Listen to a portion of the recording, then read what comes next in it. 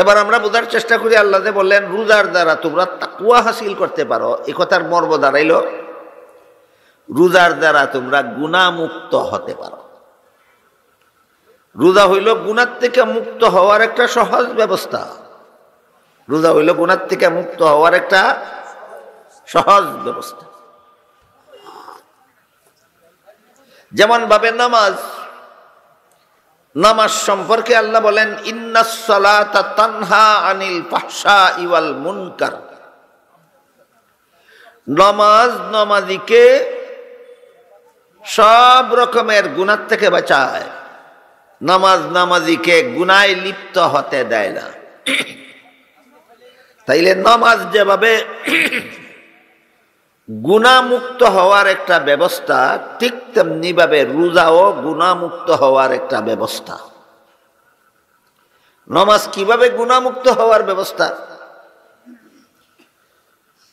নামাজের দুইটা দিক আছে, একটা হলো বাহ্যিক দিক আর একটা হলো আভ্যন্তরীণ দিক, বাইরের দিক, ভিতরের দিক। সত্যের পথ অবলম্বন করুন। KH Islamic media. হে মুমিন মুসলমানেরা, তোমাদের জন্য রোজা রাখা ফরজ করা হল। পরবর্তী আয়াতে আল্লাহ মাসের নাম বলে দিয়েছেন শাহরু রমাদান। রমজান মাসে রোজা রাখা তোমাদের জন্য ফরজ করে দেওয়া হল। এই রোজা নামের একটা ইবাদত শুধু আমাদের জন্য নয়, পূর্ববর্তী নবীগণের উম্মতের জন্যও ফরজ ছিল। তবে আমাদের রোজার নিয়মে আর তাদের রোজার নিয়মে,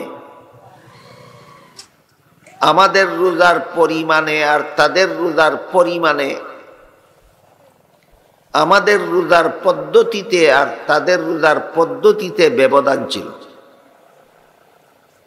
সময়ে ব্যবধান ছিল। কিন্তু রোজা নামের একটা ইবাদত আল্লাহ অন্যান্য উম্মতের উপরও ফরজ করেছিলেন। তাই বলেন কুতিবা আলাইকুমুস সিয়ামু কামা কুতিবা আলাল্লাযিনা মিন ক্বাবলিকুম। যেমন ভাবে তোমাদের পূর্ববর্তী উম্মতদের জন্য রোজা রাখা ফরজ ছিল, তেমনি ভাবে তোমাদের জন্য রোজা রাখা ফরজ করা হলো। আয়াতের শেষের অংশে বলেন লাআল্লাকুম তাত্তাকুন। এর অর্থ হলো এই রোজার মাধ্যমে যেন তোমরা মুত্তাকি হতে পারো, রোজার মাধ্যমে যেন তোমরা তাকওয়া হাসিল করতে পারো, রোজার মাধ্যমে যেন তোমরা আল্লাহওয়ালা হতে পারো, খুদা বিরু হতে পারো। আমাদের বোঝার ব্যাপার হলো রোজার মাধ্যমে তাকওয়া হাসিল হয় কিভাবে। এই কথাটা বোঝার জন্য প্রথমেই আমাদের জানা থাকা দরকার যে তাকওয়া কাকে বলে। আল্লাহ তো বললেন রোজার মাধ্যমে আমাদের তাকওয়া হাসিল হবে। তাকওয়া জিনিসটা কি, তা হাসিল হওয়ার দরকারটা কি? এ ব্যাপারে হযরত উমর ফারুক রাদিয়াল্লাহু তাআলা আনহু বিশিষ্ট সাহাবী হযরত উবাই ইবনে কাব রাদিয়াল্লাহু আনহুকে জিজ্ঞাসা করেছিলেন যে তাকওয়া কাকে বলে। উবাই উমরের প্রশ্নের সরাসরি জবাব না দিয়া পাল্টা উমরকে জিজ্ঞাসা করলেন, আপনি কি কাঁটাদার গাছে ভরা জঙ্গল দেখেছেন কোনদিন? যে জঙ্গল কাঁটাদার গাছে ভরা। উমর বলেন দেখেছি। উবাই জিজ্ঞাসা করেন কাঁটাদার গাছে ভরা জঙ্গল দিয়ে কি গিয়েছেন কোনদিন? উমর বলেন গিয়েছি। উবাই জিজ্ঞাসা করেন যে জঙ্গল কাঁটাদার গাছে ভরা, এমন জঙ্গল দিয়ে আপনি গেলেন কিভাবে? উমর জবাব দিলেন এমন ভাবে শরীর কাপড় সামলে গিয়েছি যেন আমার শরীরে কোনো কাঁটা না লাগে। তখন উবাই বলেন এটার নামই তাকওয়া। অর্থাৎ গোটা দুনিয়াটাই সমস্ত মানুষের জন্য একটা গুনার কাঁটাদার গাছে ভরা জঙ্গলের নাম। দুনিয়া একটা জঙ্গলের নাম। এখানে গুনার যত পদ্ধতি আছে, এক একটা পদ্ধতি এক একটা গাছ, আর যত গুনাহ আছে সবগুলি গুনাহ এই কাঁটাদার গাছের ফসল। আমার কথা বুঝে থাকলে আপনারা বলতে পারবেন দুনিয়াতে কি গুনার পদ্ধতি একটা দুইটা? এক এক পদ্ধতিতে কি একটা দুইটা গুনাহ করে মানুষে? অসংখ্য অগণিত পদ্ধতিতে, পদ্ধতির এক একটা পদ্ধতিতে মানুষের শত শত হাজার হাজার গুনাহ করে। এই জন্য ওবাই বলেন এই দুনিয়াটা হলো হাজারো রকমের গুনার কাঁটাদার গাছে ভরা একটা জঙ্গলের নাম। এই জঙ্গলের ভিতর দিয়া প্রত্যেকটা মানুষের জান্নাতে যাওয়ার পথ। দুনিয়ার বাইরে দিয়া জান্নাতে যাওয়ার কোনো পথ নাই। জন্ম হইয়া দুনিয়াতে আসলো না, এমনিই জান্নাতে চলে যাবে চিরকালের জন্য, এমন কোনো পথ নাই। আশা করি বিষয়টা বোঝা আপনাদের জন্য কঠিন কিছু নয়। একটা মানুষকে আল্লাহ সৃষ্টি করলেন, দুনিয়াতে আসবে না আর চিরকালের জন্য জান্নাতে চলে যাবে, এভাবে জান্নাতে যাওয়ার কোনো পথ নাই। প্রত্যেকটা মানুষকে চিরকালের জন্য জান্নাতে পৌঁছতে হইলে দুনিয়াতে আসতে হবে, দুনিয়ার জঙ্গল পার হইয়া জান্নাতে পৌঁছতে হবে। এজন্য হযরত উবাই ইবনে কাব রাদিয়াল্লাহু আনহু বলেন এই গুনার কাঁটাদার গাছে ভরা জঙ্গল দুনিয়া, এই দুনিয়ার ভিতর দিয়া যে ব্যক্তি পার হইয়া যাইতে পারলো, দুনিয়াটা পার হইয়া যাইতে পারলো, তার সাথে কোনো গুনাহ কবরে গেল না, এই রকম গুনাহমুক্ত দুনিয়ার জীবন যাপনের নাম তাকওয়া। সোজা কথায় গুনাহমুক্ত জীবন যাপনের নাম তাকওয়া। এবার আমরা বোঝার চেষ্টা করি, আল্লাহ যে বললেন রোজার দ্বারা তোমরা তাকওয়া হাসিল করতে পারো, এই কথার মর্ম দাঁড়াইল রোজার দ্বারা তোমরা গুনাহমুক্ত হতে পারো। রোজা হইল গুনাহ থেকে মুক্ত হওয়ার একটা সহজ ব্যবস্থা। রোজা হইল গুনাহ থেকে মুক্ত হওয়ার একটা সহজ ব্যবস্থা। যেমন ভাবে নামাজ, নামাজ সম্পর্কে আল্লাহ বলেন ইন্নাস সালাতা তানহা আনিল ফাহশাই ওয়াল মুনকার। নামাজ নামাজিকে সব রকমের গুনাহ থেকে বাঁচায়, নামাজ নামাজিকে গুনাহে লিপ্ত হতে দেয় না। তাইলে নামাজ যেভাবে গুনাহমুক্ত হওয়ার একটা ব্যবস্থা, ঠিক তেমনি ভাবে রোজাও গুনাহমুক্ত হওয়ার একটা ব্যবস্থা। নামাজ কিভাবে গুনাহমুক্ত হওয়ার ব্যবস্থা?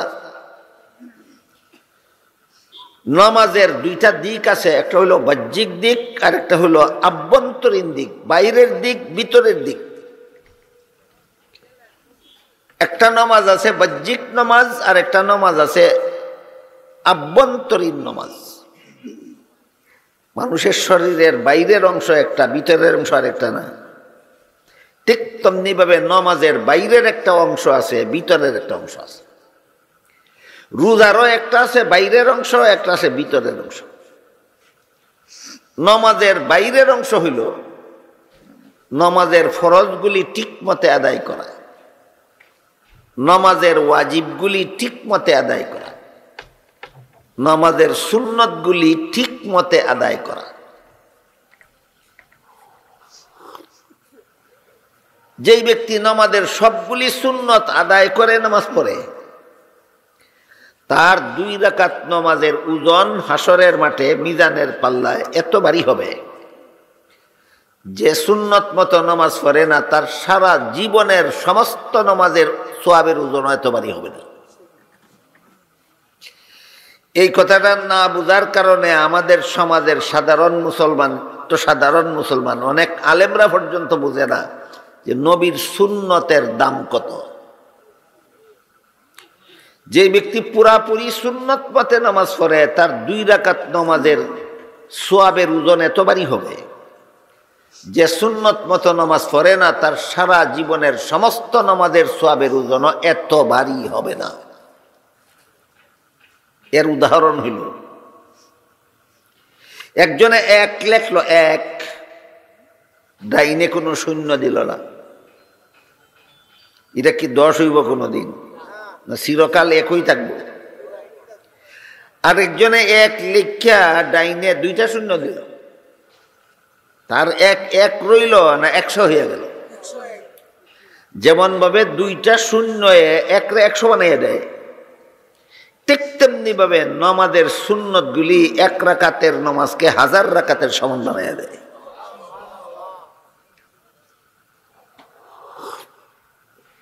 এই 3টা জিনিস ঠিক মতে যদি আমরা নমাজে আদায় করি, নমাজের ফরজ ঠিক মতে আদায় করি, নমাজের ওয়াজিব ঠিক মতে আদায় করি, নমাজের সুন্নতগুলি ঠিক মতে আদায় করি, নমাজের বাইরের দিকটা সংশোধন করি। আরেকটা আছে নমাজের ভিতরের দিক। নমাজের ভিতরের দিক কোনটা? আল্লাহ কোরআনে বলেন, কাদ আফলাহাল মুমিনুন আল্লাযীনা হুম ফি সালাতিহিম খাশিউন। ওই সমস্ত মুমিনরা জান্নাতি জীবন লাভ করবে, ওই সমস্ত মুমিনরা জাহান্নাম থেকে মুক্তি লাভ করবে যারা আল্লাহর ভয়ে ভীত হয়ে আল্লাহর ধ্যানে মগ্ন অবস্থায় নামাজ আদায় করবে। তাইলে নামাজের বাইরের দিক হইল ফরজ ওয়াজিব সুন্নত আদায় কইরা নামাজ পড়া, আর নামাজের ভিতরের অবস্থা হইল আল্লাহর ধ্যানে মগ্ন অবস্থায় নামাজ পড়া। আল্লাহর ধ্যানে মগ্ন অবস্থায় নামাজ পড়া। আল্লাহর ধ্যানে মগ্ন অবস্থায় নামাজ পড়া কথাটা মুখে বলা যত সহজ, পালন করা তত সহজ নয়। আবার খুব বেশি কঠিনও না, একটু মনোযোগী হইলেই হয়। যারা নামাজে মনোযোগী হইতে রাজি না তাদের জন্য অত্যন্ত কঠিন আল্লাহর ধ্যানে মগ্ন অবস্থায় নামাজ পড়া। যারা একটু মনোযোগী হইতে পারে তাদের জন্য আল্লাহর ধ্যানে মগ্ন অবস্থায় নামাজ পড়া কঠিন কিছুই না, একেবারে সহজ। এর সংক্ষিপ্ত বিবরণ হইল, হাদিস শরীফে রাসূল করিম সাল্লাল্লাহু আলাইহি ওয়াসাল্লাম বলেন, শয়তানের একদল স্পেশাল বাহিনী আছে। সাধারণ বাহিনী না স্পেশাল বাহিনী? এদেরকে কোনো বেনমাজির কাছে পাঠায় না, নমাজিরা যখন নমাজ শুরু করে দেয় তখন তার কাছে পাঠায়। এদের ডিউটি হইল নমাজির অন্তরের মধ্যে সংসারের 1000 কথা স্মরণ করাইয়া দেওয়া। যে কোনো নমাজি নামাজ শুরু করা মাত্রই শয়তানের বাহিনী তার কাছে হাজির হইয়া যায়, আর নিয়ত করার পর থেকে সালাম ফিরানি পর্যন্ত সংসারের যত কথা সম্ভব সব কথা তার মনে জাগাইয়া দেয়। কেন?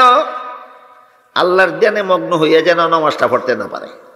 কেতনা বড় বাটপার শয়তান, চিন্তা করে দেখেন, কেতনা বড় বাটপার।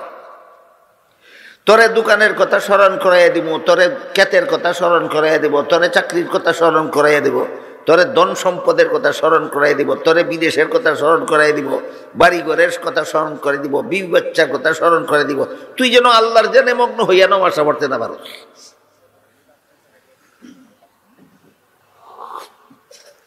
ওই চিনি নামাজের ভিতরটা সংশোধন হইছে না। এই নামাজের ভিতরটা সংশোধনের পদ্ধতি আছে। আলেমদের জন্য এক পদ্ধতি, আলেম না যারা তাদের জন্য আরেক পদ্ধতি। কোনটা কইতাম কই? দুটোই। আলেমদের জন্য পদ্ধতি হলো, যখন থেকে আমি আল্লাহু আকবার কইয়া নামাজ শুরু করলাম তখন থেকে সালাম ফিরানি পর্যন্ত যা কিছু আমি পড়ব সবগুলি অর্থের দিকে লক্ষ্য করে পড়ব। শয়তানের সুযোগই হইতো না বুড়ো ক্ষেতের কল্পনায় না দোকানির। বড় বুড়ো ক্ষেতের চিন্তা করবো না সুবহানাকার অর্থ চিন্তা করবো, বুড়ো ক্ষেতের চিন্তা করবো না ওয়াতাবারা কাসমুকার চিন্তা করবো, দোকানের চিন্তা করব না আলহামদুলিল্লাহি রাব্বিল আলামিনের অর্থ চিন্তা করব। শয়তানে ভাগ পায় না ঢুকাইতো, বুঝছেন? যা কিছু পড়ব সুবহানাকা আল্লাহুম্মা পড়ি সময় এর অর্থের দিকে ধ্যান করব, ওয়া বিহামদিকা পড়ব সময় তার অর্থের দিকে ধ্যান করব, ওয়া তাবারাকা ইসমুকা পড়ব সময় তার অর্থের দিকে ধ্যান করব, ওয়া তাআলা জাদ্দুকা পড়ব সময় তার অর্থের দিকে লক্ষ্য রাখব, লা ইলাহা গায়রুকা পড়ব সময় তার অর্থের দিকে লক্ষ্য রাখব। বলেন প্রত্যেকটা শব্দ যদি আমি অর্থের দিকে লক্ষ্য করে পড়ি, শয়তানের সংসারের কোনো ধ্যান আমার মন ঢুকানির ফতইবনি। এটা হলো আলেমদের জন্য নমাজে আল্লাহর ধ্যানে মগ্ন থাকার এই সাধনাটা হাসিল করার পদ্ধতি। আলিম ছাড়া কেউ পারবো নি এই পদ্ধতিতে নমাজের ভিতর সংশোধন করতে পারত না। এই কারণে যারা আলেম না তাদের জন্য পদ্ধতি হইল, তুমি সুবহানাকা অর্থ না জানতে পারো, তুমি বিহামদিকার অর্থ না জানতে পারো, তুমি তাবারাকা ইসমুকার অর্থ না জানতে পারো, তুমি সুবহান রাব্বিয়াল আযীমের অর্থ জানবে না, তুমি সুবহান রাব্বিয়াল আলা অর্থ জানো না, তুমি আলাম তারা কাইফা ফাআলা রাব্বুকা বিআসহাবিল ফিলের অর্থ জানো না, শয়তানের স্পেশাল বাহিনী খেদাইবা কেমনে, দৌড়াইবা কেমনে, তোমার জন্য দৌড়াইবার ব্যবস্থা হইল। তুমি যখনই দেখবে তোমার মন নামাজের বাইরে চলে গেছে, শুধু একটা কথা ধ্যান করো, আল্লাহ আমাকে দেখতেছে। নামাজ শুরু করার পরে দেখছো মন গেছে দোকানে, তুমি ধ্যান করো আল্লাহ আমাকে দেখতেছে। একটু পরে দেখো মন গেছে বুড়ো খেতে, ধ্যান করো আল্লাহ আমাকে দেখতেছে। একটু পরে দেখো মন গেছে বিদেশে, ধ্যান করো আল্লাহ আমাকে দেখতেছে। একটু পরে দেখতেছো মন গেছে পাহাড়ে চক্কর দিতে, ধ্যান করো আল্লাহ আমাকে দেখতেছে। এই শয়তানের বাহিনী এই ধ্যান করার কারণে আল্লাহ তোমাকে নামাজের পরিপূর্ণ সওয়াব দান করে দেবেন। শয়তানের স্পেশাল বাহিনী দেখবো এর তো ঠকানি যায় না, এ তো মন ফিরে নামাজের ভিতরে নিয়ে যায়, যে কারণে আল্লাহ তারে পুরাপুরি সব দিয়ে দেয়। এর মনটারে শতবার বাইরে নিয়ে যত মেহনত করলাম জল গেল, যত মেহনত করলাম কেমনে জল গেল, মনটা ফিরে আইন নয়, যে কারণে আল্লাহ তারে পুরাপুরি সব দিলাইছে, আমার মেহনত গেল জল। তখন শয়তানের স্পেশাল বাহিনী সিদ্ধান্ত নেয় যে এর মন নামাজের বাইরে নিয়ে কষ্ট করে আমরা পরিশ্রম করে আমরা কোনো লাভ হয় না, হে পুরা সব আজিল করে লাই, এরে সার। যে নমাজির মন রে দোকানো নিয়ে একবার লাগাই দিলে আর ফিরেই আনে না, হেরে গিয়া ধরো। যখন শয়তানে আপনার ফিসা ছাইড়া দিব, তখন শুরু থেকে শেষ পর্যন্ত আপনি আল্লাহর ধ্যানে মগ্ন হইয়া নামাজ আদায় করতে পারবেন। এই নামাজ আপনাকে সব রকমের গুনাহ থেকে বাঁচাবে।